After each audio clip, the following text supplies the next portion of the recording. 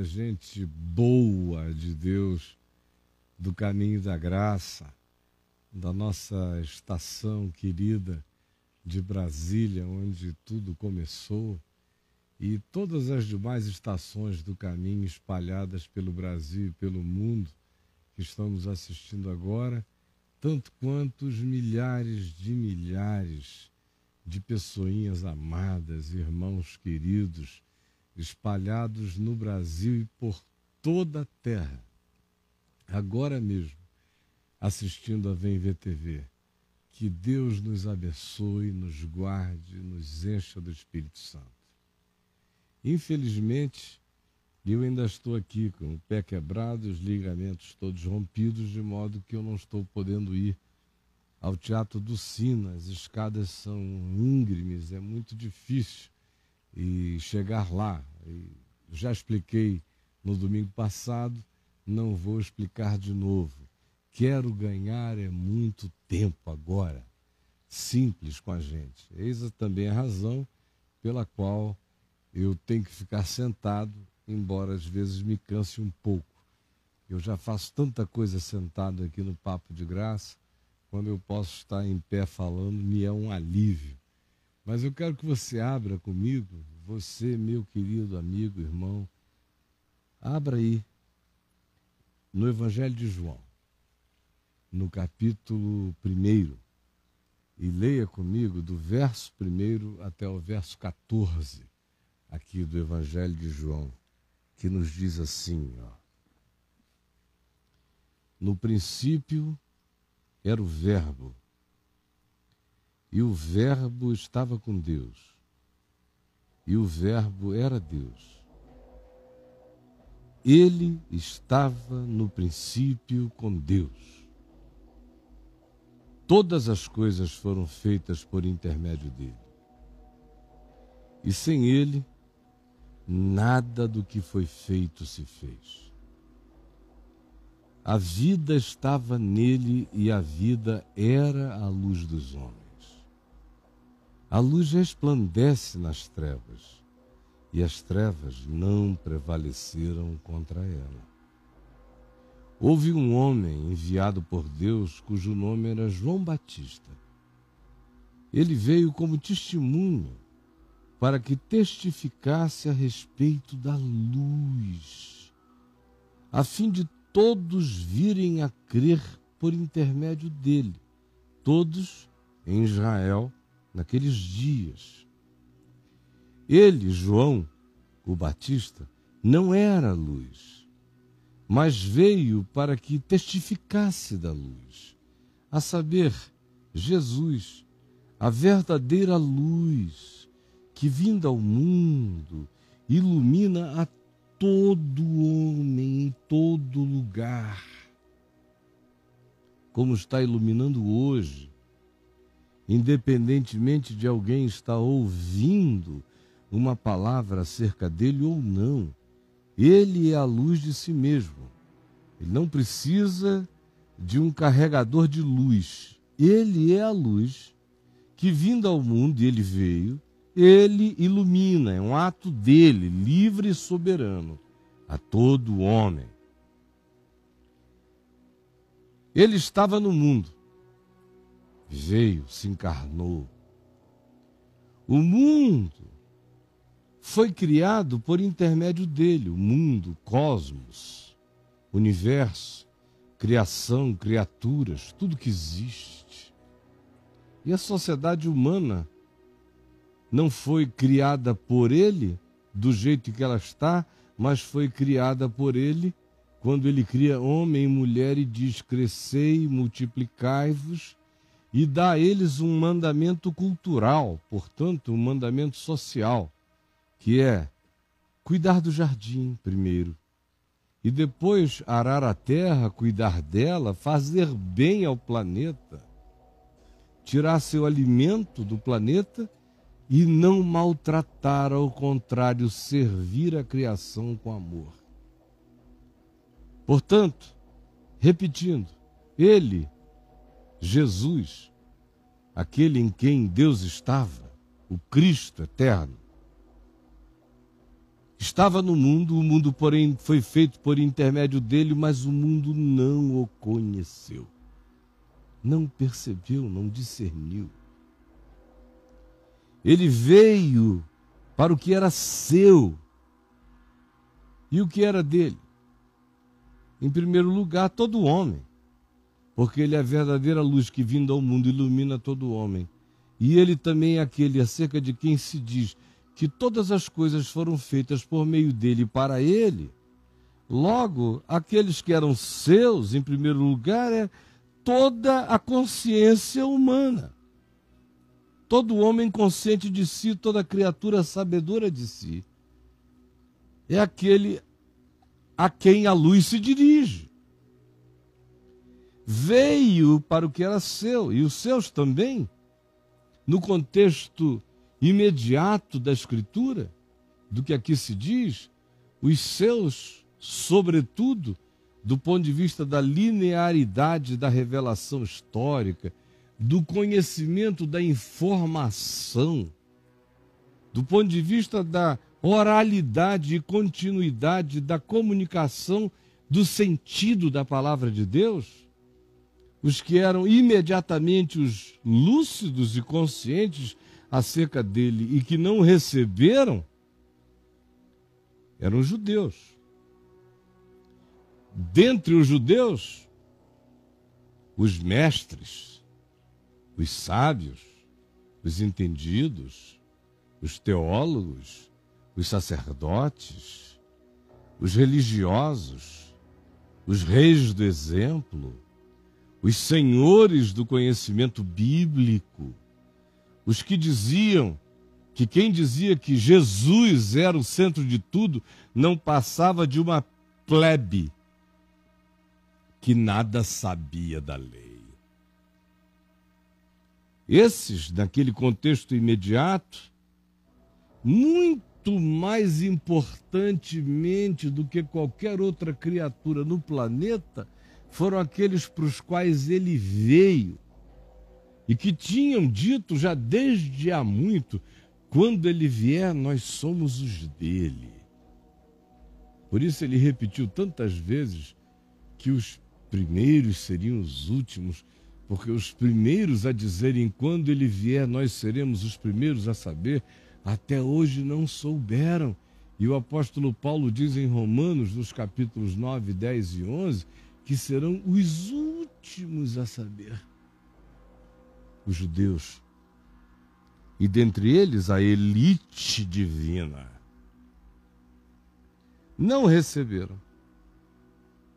Mas a todos quantos o receberam, em qualquer lugar da terra, em qualquer cultura, em qualquer circunstância ou situação, que o tenham discernido e o tenham acolhido e o tenham dito e convidado para que se tornasse tudo neles, esses que o receberam, a esses mesmos, a mim, a você e a todos quantos invocam essa luz, Deus deu-lhes o poder de serem feitos filhos de Deus, conscientes de Deus, conscientes da sua filiação com Deus, conscientes de que são herdeiros de Deus, conscientes do privilégio desta consciência, privilégio dessa comunhão, privilégio dessa percepção lúcida, privilégio desse entendimento, dessa capacidade de olhar para as coisas a partir dele e ver as coisas nele, ou seja, vê-las na luz. Porque o olhar dele é a minha luz. E o evangelho dele em mim é a minha luz, é a luz dos meus olhos, é a luz da minha compreensão, do meu discernimento, do meu entendimento e de tantos quantos assim desejem. E de tantos quantos queiram ver a vida com o olhar do amor. O que equivale a ter o olhar dele, como diz o próprio apóstolo João, só que na epístola dele, na primeira, no capítulo 5, no Em toda a epístola, nos 5 capítulos primeiros dela, essa afirmação é repetida recorrentemente. Todos quantos o receberam, ganharam. Acolheram e foram visitados por essa dádiva desse entendimento de se saberem filhos de Deus, perdoados e incluídos em toda a graça. A saber, quem são esses? Todos os que creem no seu nome. O que é o nome dele? É J-E-S-U-S? Não, isso é uma transliteração, aportuguesada. Isso é besteira. O nome dele, então, qual é? Yoshua? Essa foi a designação histórica. O nome dele é o Cristo. O nome dele é o Filho. O nome dele é o Cordeiro Eterno, imolado antes da fundação do mundo, que no espaço-tempo foi chamado de Jesus, porque não poderia ser chamado de Cordeiro, não poderia ser chamado de O Filho, não poderia ser chamado de unigênito. Era um humano, tinha que ter um nome, e um nome que significasse quem ele era. Qual era o nome? E o que Jesus significa? Ele salvará o povo dos pecados dele. Ele é o Senhor, o Salvador. E o que salva é você decorar esse nome, falar esse nome, dizer valha-me Deus, valha-me Jesus, valha-me Cristo. Não, isso não vale nada. Nada. Ele não é um nome. O nome é dele. Ele não é do nome. O nome é dele. Ele não é do nome. O nome, sem ele, não é nada. Ele, sem o nome, é tudo. Sempre foi. Antes de ser chamado na história de Jesus, ele era. Ele disse, antes que Abraão, vosso pai, existisse, e Abraão tinha existido 1750 anos antes dele, ele disse, eu sou. Ele é aquele que se apresentou em tantos lugares e de tantas formas, que no Velho Testamento é chamado de o anjo do Senhor, com A maiúsculo. É aquele que expressa as cristofanias, as manifestações de Deus na história. E, na plenitude dos tempos, quando ele se encarnou, o que é totalmente diferente de se manifestar durante o processo histórico e desaparecer, quando ele se encarnou, ele foi chamado pelo nome de Jesus. Mas lembre, o nome é dele, ele não é do nome. Portanto, o nome sem ele não significa nada. O que significa, então, quando se diz os que creem no seu nome? São os que creem na sua palavra. Ele é a palavra encarnada. O nome designa este que é a boa nova, a boa vontade, a graça eterna de Deus encarnada com altura, suor, cheiro, cor, andando entre nós. Isto no espaço-tempo, na história, 2000 anos atrás. Hoje, ele está aqui entre nós, soprando como essa brisa que sopra sobre mim, como tudo que me envolve. Ele é. A todos quantos o receberam, a todos quantos o recebem, a todos quantos o recebam, ele lhes deu, ele lhes dará, ele lhes dá o poder de serem feitos filhos de Deus, os quais não nasceram do sangue. Isso a gente não herda essa consciência por DNA, por pedigree, por ser judeu, por ser cristão, por ser evangélico, católico ou qualquer outra idiotice da civilização arrogante. Não. Eles não nasceram e não nascem por herança genética. não nascem por vontade da carne, por determinação legalista, do tipo que diga: eu me farei filho de Deus, eu me tornarei pelas minhas obediências, eu serei superior a esses demais que nada querem. Não. Ninguém se torna filho de Deus pela carne, nem por herança, nem por vontade do homem. Seja a vontade pessoal, na sua presunção, dizendo: eu, com a arregimentação e o arregimentamento da minha vontade, da minha volição, determino que viverei como filho de Deus. Não consegue.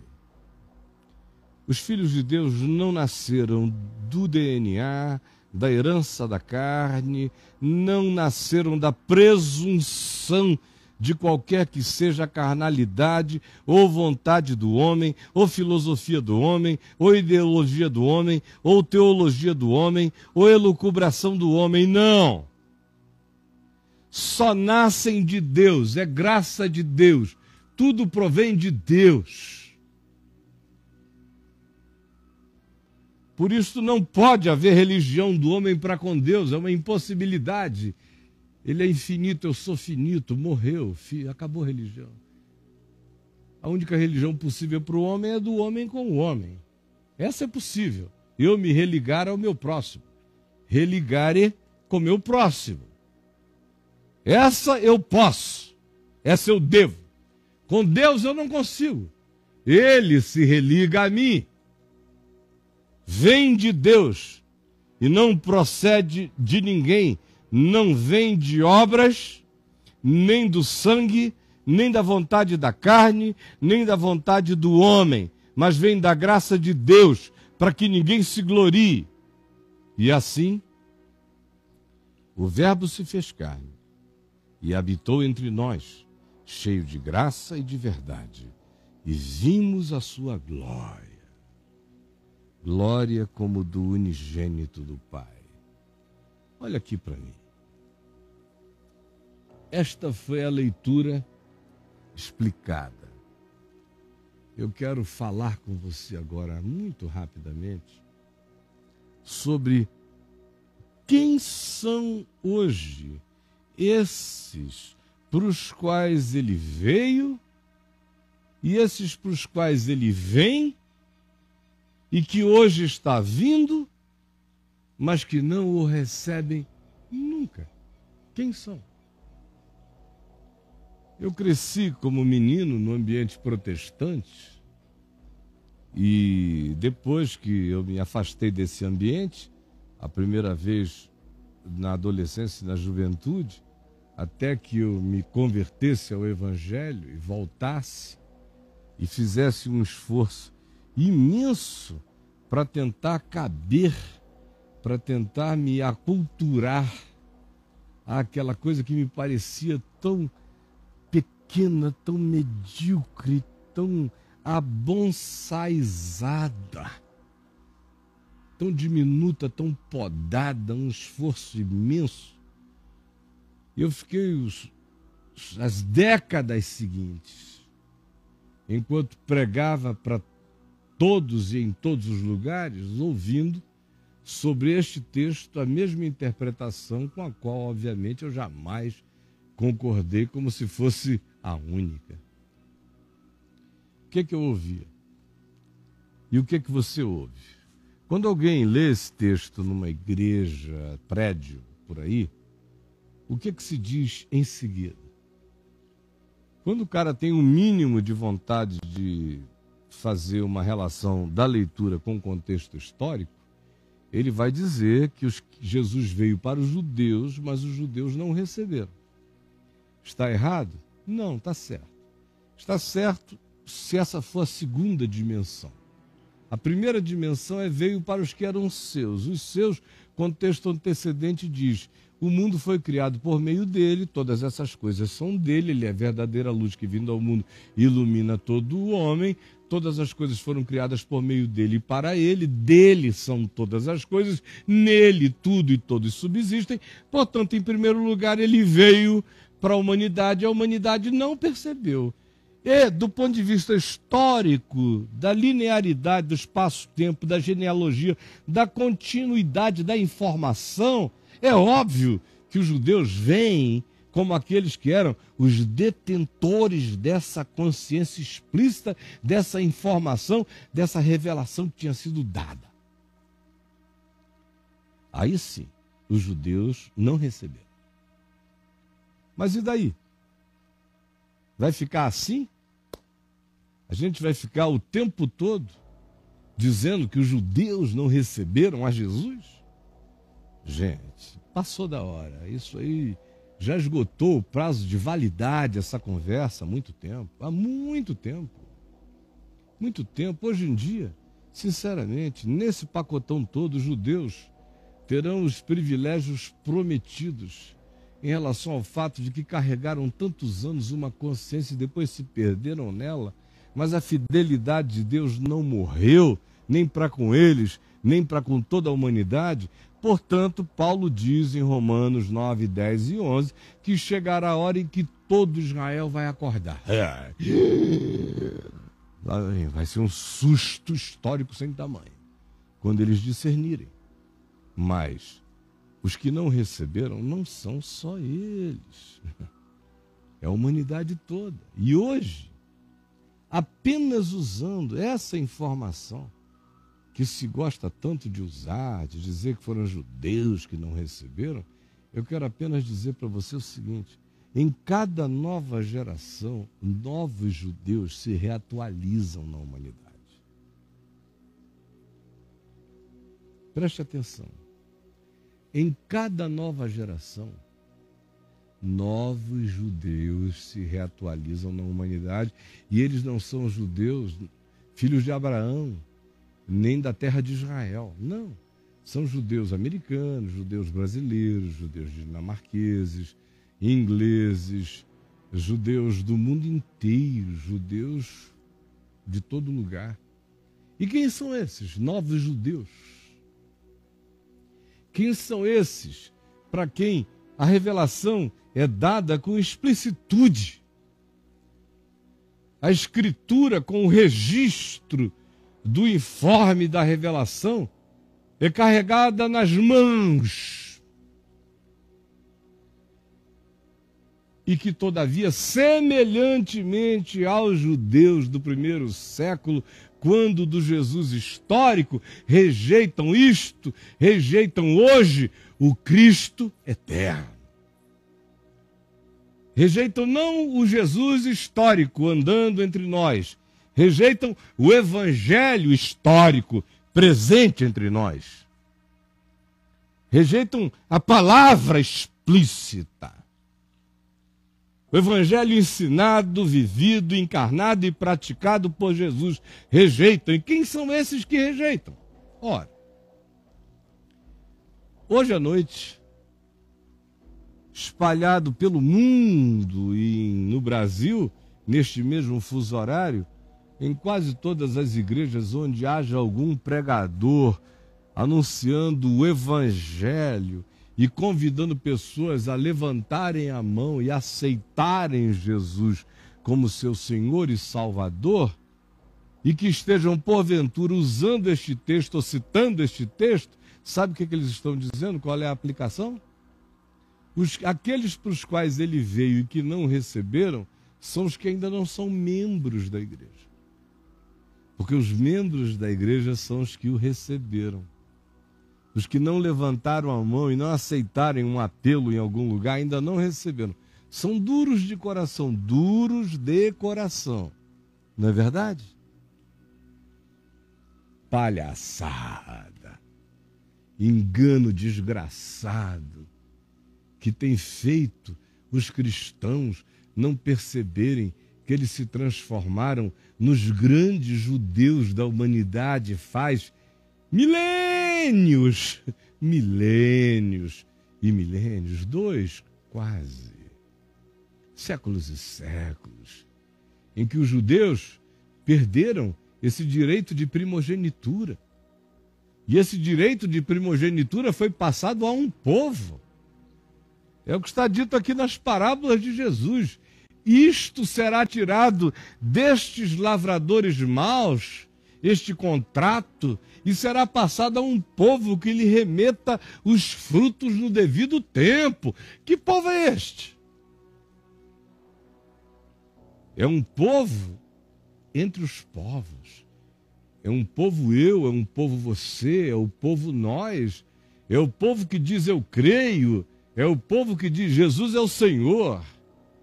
É o povo que discute teologia sobre Jesus e o Novo Testamento. É o povo que grita e diz em nome de Jesus. Até para expulsar mosquito. É um povo que baba o nome de Jesus.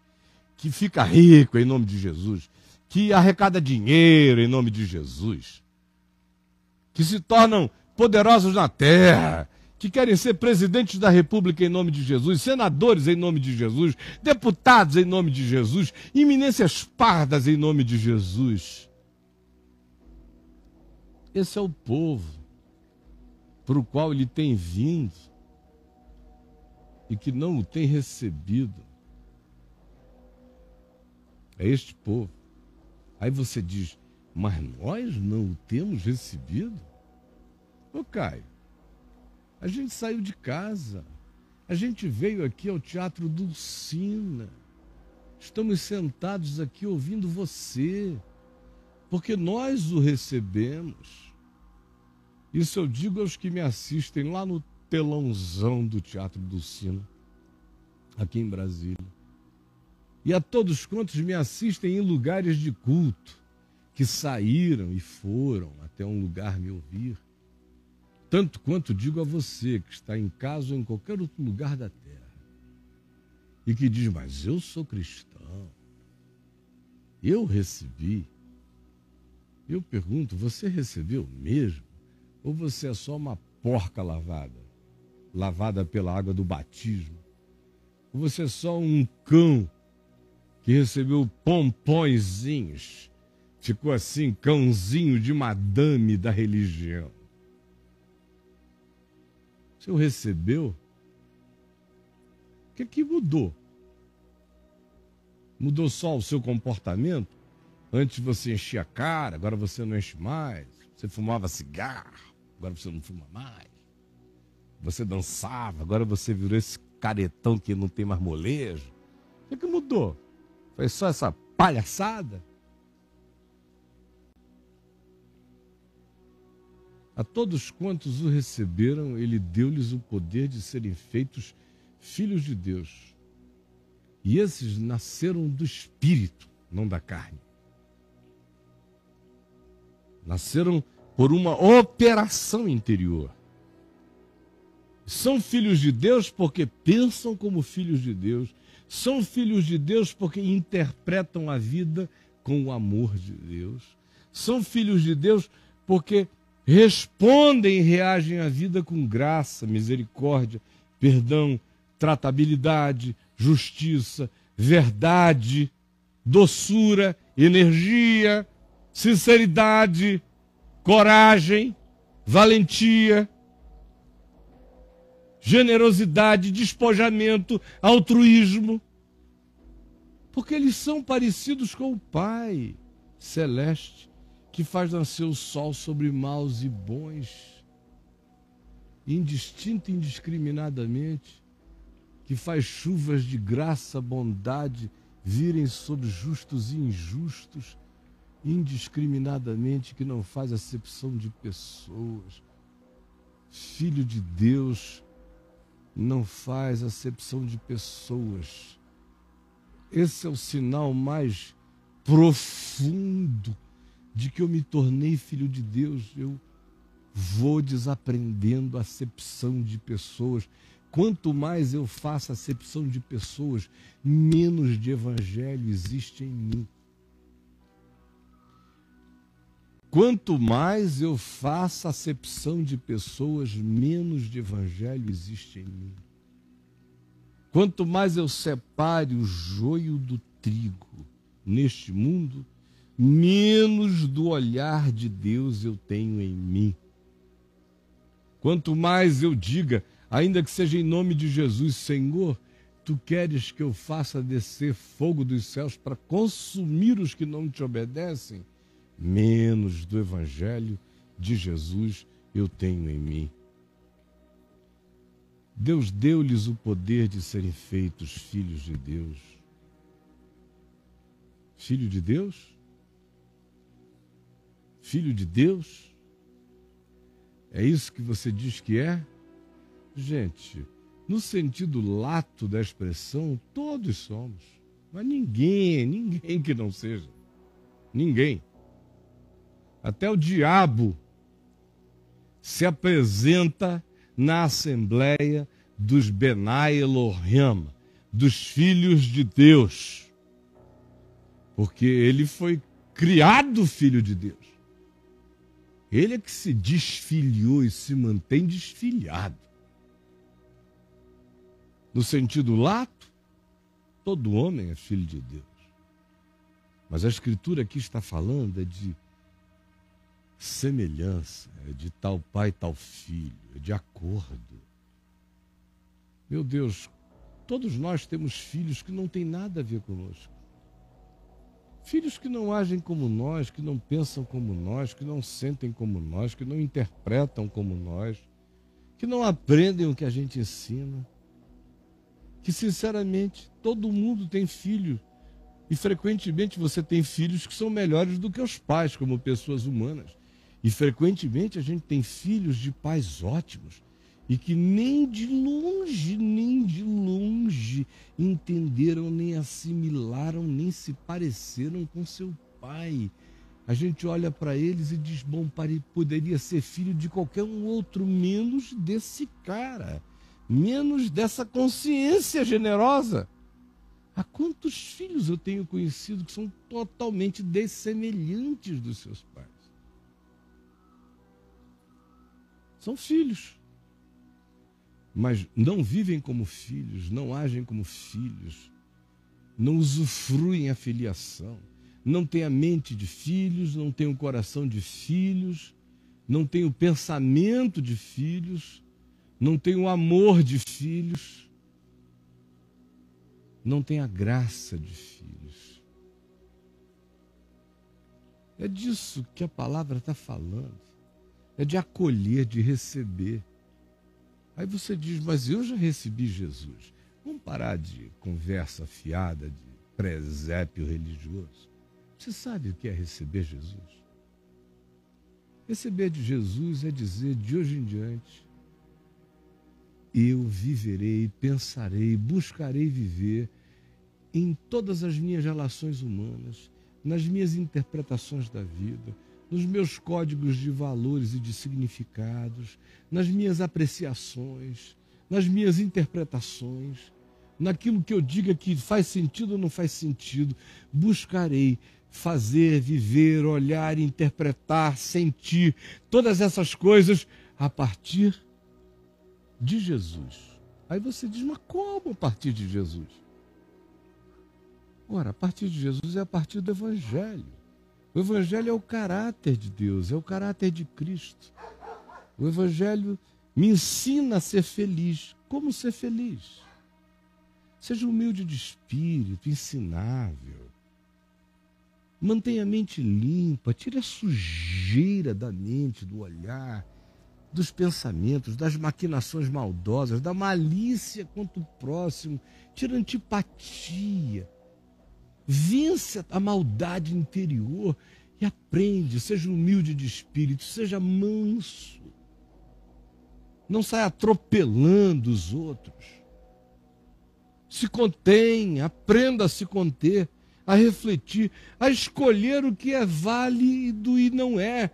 Qual é o bom combate? Não é o bom combate. Os mansos herdam a terra, porque todo mundo morre brigando as guerras da idiotice e eles se salvam pelo bom senso recolhendo-se da barbárie e da maluquice.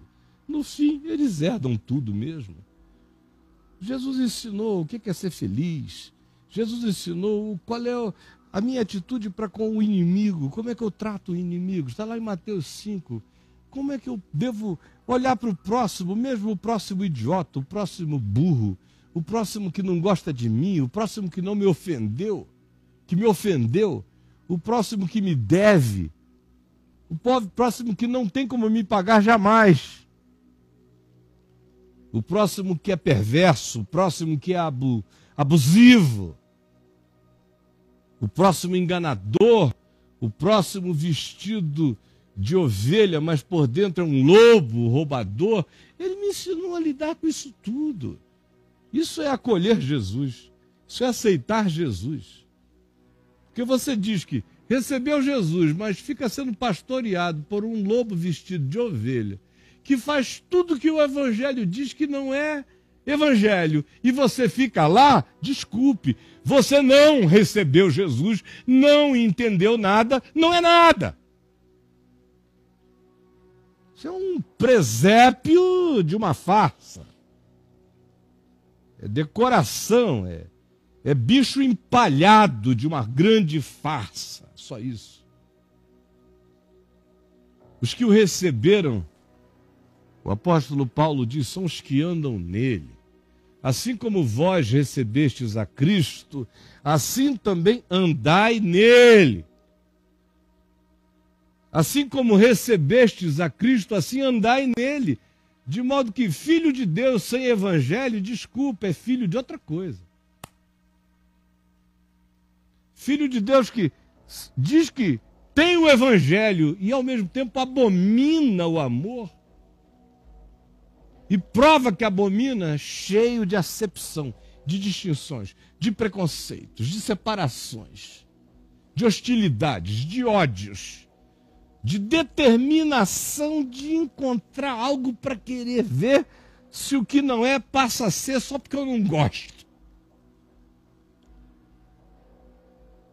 Nenhum filho de Deus é implicante, nenhum filho de Deus é maligno, nenhum filho de Deus é o rei da antipatia, nenhum filho de Deus é inventor de males, nenhum filho de Deus pensa o pior dos outros o tempo todo e deseja o pior. Não é, simplesmente não é. Você pode ser pastor, cardeal, bispo, a mulher do pastor, seja você quem for, cara. Você não é. Você não recebeu.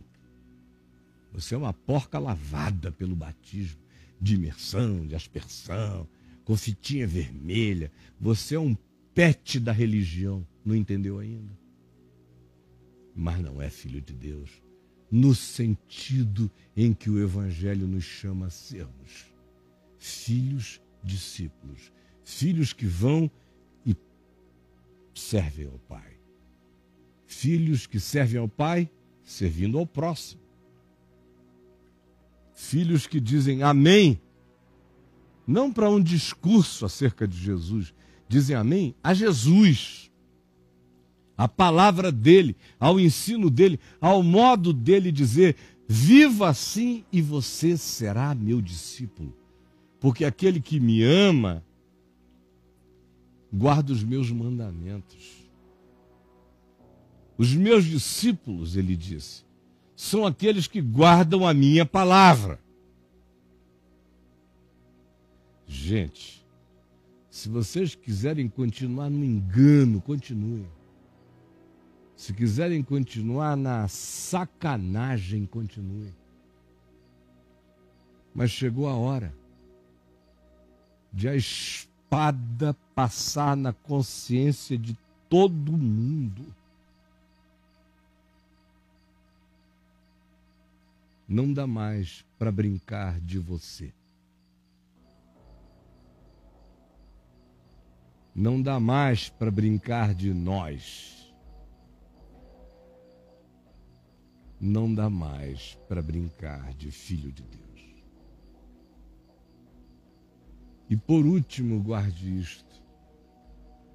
Tanto mais quanto um grupo se arrogue a dizer, e no grupo pessoas se arroguem a afirmar, de que elas são as filhas e filhos de Deus por causa de ritos, batismos, frequências, dízimos, participação funcional na agremiação maçônico-eclesiástica.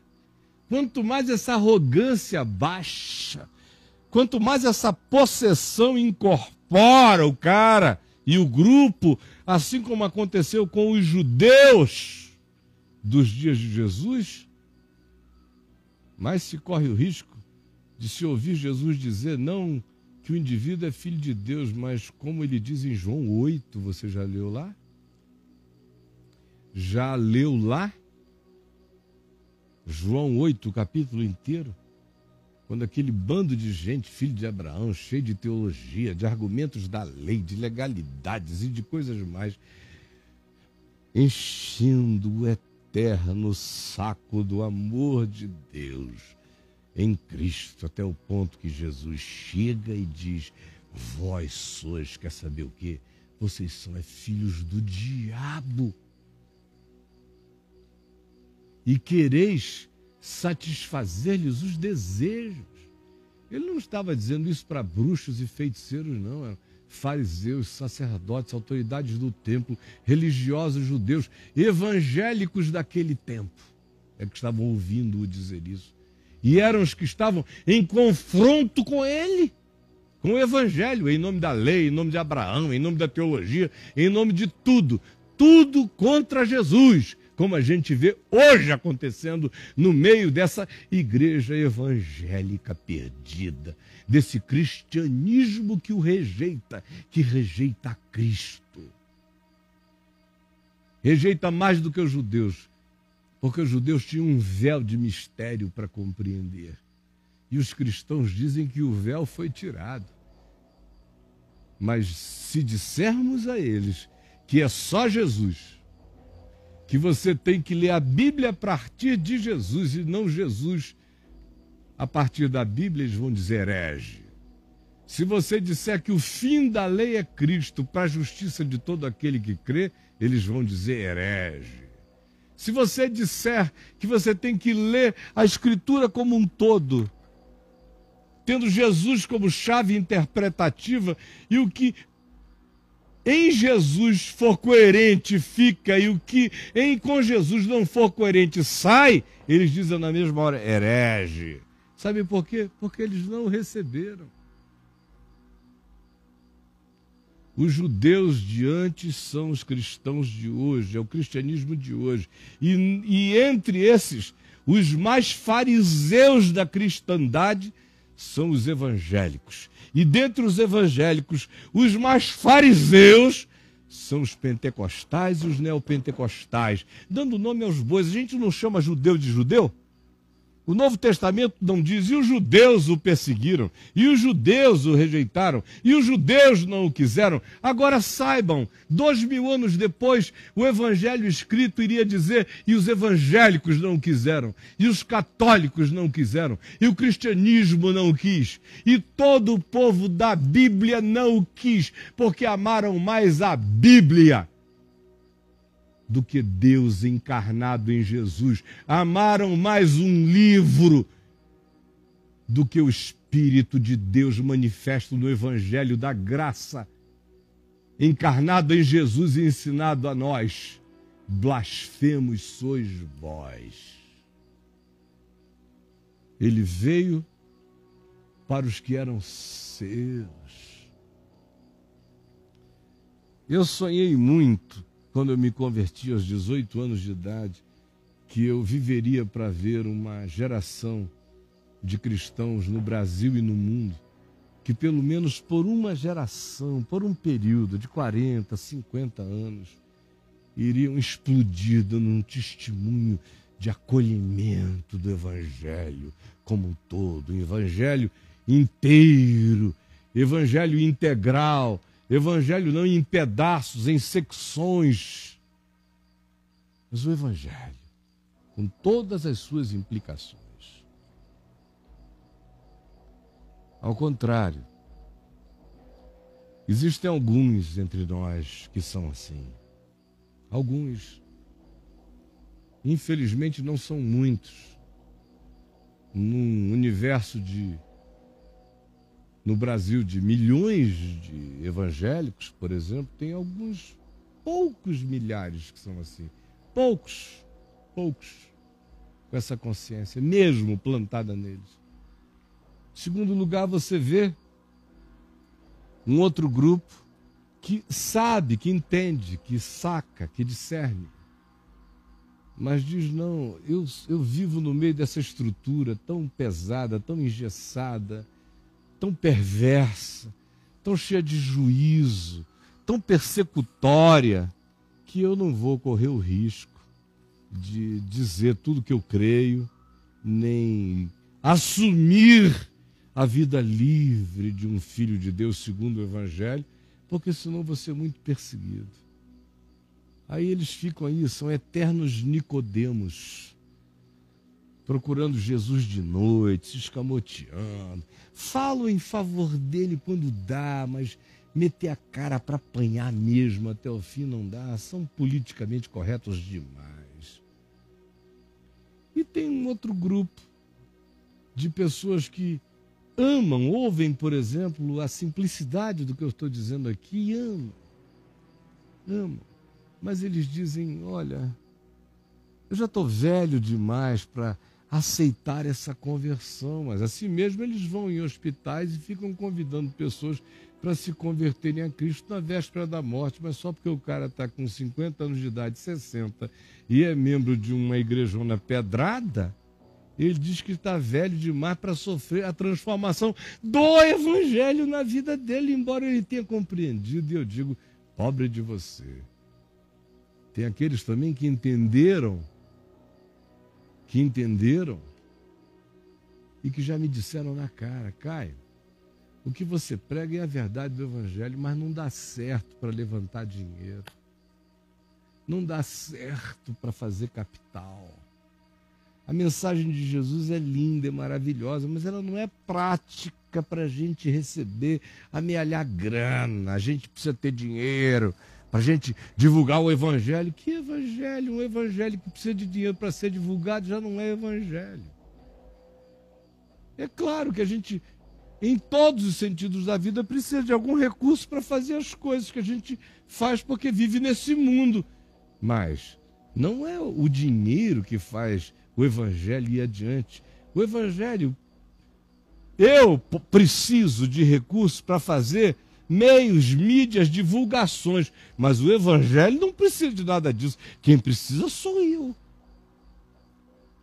Eles, todavia, disseram não, trocaram o Evangelho, o direito de primogenitura da palavra, pelo repasto da fome e da ganância, do poder político, do dinheiro, da arrogância, das grandezas imediatas, das possessões materiais, dos aparatos abomináveis para o Deus que quer ser adorado em espírito e em verdade. E por último, há essa multidão de ignorantes, absolutamente ignorantes, que não sofreram alteração nenhuma, que eram pagãos então, estão mais pagãos hoje. Antes eles eram pelo menos pagãos duvidosos, hoje eles se transformaram em pagãos arrogantes, porque são evangélicos, e falaram oleandores, cântaros, labrasfraias, qualquer loucura dessa. Não a língua original, mas as da carne mesmo. Aí saem arrogantes por aí, superiores aos homens, dizendo que são filhos de Deus e nunca o conheceram. Gente, infelizmente, a verdade é essa.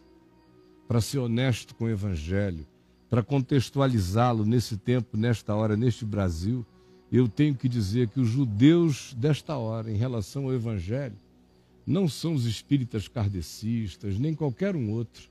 Mais do que todos e antes de todos, os judeus são os que dizem que têm a maior convicção. E os que dizem que têm a maior convicção são os evangélicos. Portanto, esses que dizem que sabem da revelação e rejeitam Jesus todo dia, gostam do nome dele porque o nome dele engana as massas. Mas o evangelho dele, eles odeiam o evangelho, porque não dá margem para exploração. Esses são os que não receberam. Eu pergunto, você é um desses? Você é um desses? Ou você é daqueles que está aí dizendo, não, graças a Deus, eu já saí disso tudo, Caio, ó, estou te assistindo aqui em casa. Cara, estou aqui até tomando um suquinho de laranja enquanto eu estou te vendo, estou na maior boa. Ah, depois que vem ver TV, tá tudo bem, eu assisto a ver TV. E daí? E daí? O evangelho é verdade para você, o que ele significa? Ele muda o teu modo de comprar, de vender, de gastar dinheiro, de doar, de não doar, de tratar, de não... Como é? Ele muda alguma coisa, mudou teu olhar, mudou teu coração, mudou teu interpretar, você ficou mais dilatado, se desmediocrizou, ficou mais humano, se tornou mais generoso, mais gentil, mais acolhedor, mais sincero, mais verdadeiro, mais esperançoso, mais corajoso, mais simples, mais descomplicado, mais objetivo. Me diga. Se não produziu nada disso, que boa nova é essa? Que evangelho é esse? Que Jesus é esse? É droga nenhuma. Não é Jesus. Porque Jesus tem coração. Jesus tem consciência. Jesus tem palavra. Jesus tem evangelho. Esse Jesus que você conhece aí, sem coração, sem consciência, sem palavra, esse Jesus que é de acordo com o pastor local, não deu para você perceber ainda que é um diabo regional? Uma fantasia produzida para enganar apenas? Gente querida, aqui da Estação do Caminho da Graça, no Teatro do Sino, eu estou terminando. Por favor, olhe para dentro do seu coração. Curve a sua cabecinha aí onde você está agora, olhe para dentro. Examine-se a si mesmo. Porque o interesse de Deus é ter-nos para Ele. É que a gente seja filho dEle, parecido. Herdeiros de tudo. A começar do coração dEle. A começar do olhar dEle. A começar da bondade e da justiça dEle. E da paz dEle em nós, que excede a todo entendimento.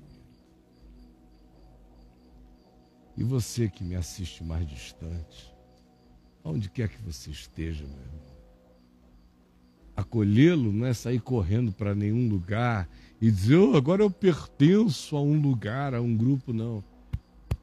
É aqui e é na vida. E o que você vai fazer com ele agora? Que você está sabendo das coisas. E aquela grande e velha pergunta de Pilatos, o que farei de Jesus chamado Cristo? Agora que você sabe quem ele é, qual é a sua decisão? Jesus, eu vim aqui dizer aquilo que eu digo desde 18 anos de idade, tu sabes, só que hoje com uma tristeza, e não é de hoje, já faz alguns anos que eu estou dizendo deste jeito. Dizendo que os judeus de antes se tornaram essa igreja de agora. Mais pedrada do que o judaísmo. Tão arrogante quanto o judaísmo nos seus piores dias de arrogância. Tão soberba que constrói para si templos de Salomão. Quando tu disseste, essas pedras não ficarão pedras sobre pedra. Deus é Espírito. O lugar onde se deve adorar não é nem no Monte Gerizim, nem em Jerusalém, nem no Corcovado, nem em lugar nenhum.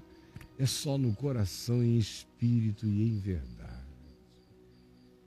Este é o povo que está aqui morrendo de blasfêmia, pecando e chamando isso de cultos. Cultos são blasfêmias, as canções são blasfêmias, as pregações são blasfêmias, os rituais são blasfemos. Meu Deus, quanta blasfêmia sendo praticada em nome de Jesus. O cristianismo quase só blasfemou o tempo todo em nome de Jesus, nesses 1750 anos de apostolado constantiniano sobre a alma da igreja. Por favor, salva-nos desta mentira que nos possuiu a todos, que nos enganou a todos, que fechou os nossos sentidos para o óbvio e que impede hoje e agora os nossos corações de se quebrantarem e a gente de deixar de lado todo o peso e as frustrações dos enganos passados e abraçarmos hoje uma só coisa, a centralidade absoluta do Evangelho e da presença e do Espírito e da invocação e da habitação de Deus em Cristo em nós. É o que eu te peço por mim, pela minha casa, pelos meus filhos, pelos meus irmãos, por todo ser humano espalhado pela face da terra, e especialmente por aqueles que estão ouvindo essa palavra, que mais simples do que é não poderia ser. Permite que os nossos sentidos se abram. É o que eu te rogo, em nome de Jesus. Gente querida, eu vou ficar por aqui. Eu espero que você aí na Estação do Caminho tenha participado com seu melhor coração. E quero avisar uma coisa. No domingo que vem, presta atenção, você aqui de Brasília, que frequenta o Teatro Dulcina. Preste bem atenção. Domingo que vem nós não teremos reunião aí no teatro. Ele está ocupado. Nós vamos ter na segunda-feira. Em vez de domingo, você vai voltar na segunda. E na segunda-feira haverá ceia do Senhor. Aí no Teatro Dulcina. Então no próximo domingo não. Sim, na próxima segunda. E eu espero que todo mundo esteja lá. E você que me vê aqui pela Vem Ver TV, que o Senhor nos abençoe e nos guarde. Eu estou esperando todo mundo amanhã de manhã às 10 horas no Papo de Graça. Um beijo aqui. Irmãos, que o Senhor nos abençoe e nos guarde. Que o Senhor faça resplandecer o seu rosto sobre nós e tenha misericórdia de nós. Que o Senhor sobre nós levante o seu rosto e nos dê paz. Em nome de Jesus. Amém.